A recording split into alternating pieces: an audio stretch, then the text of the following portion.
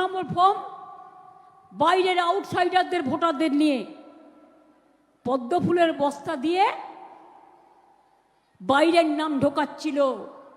Supreme court বলে দিয়েছে হবে না।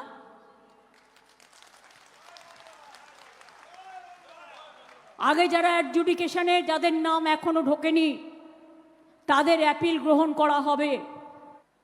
দেখে দেখে নাম্বার দেয়া হয়েছে। আজকে আমি কৃতজ্ঞ, আমি একটা কোর্টে কেস করেছিলাম এসআইআর নিয়ে, কারণ 1,20,00,000 লোকের নাম বাদ দেওয়া হয়েছিল বেছে বেছে।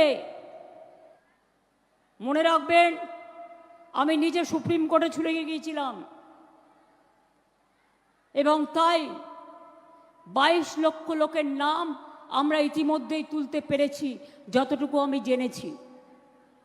18 লক্ষ বাদ আছে, তাদের প্রত্যেককে অ্যাপিল করাতে হবে, ট্রিব্যুনালে যেতে হবে, খরচা আমরা দেব।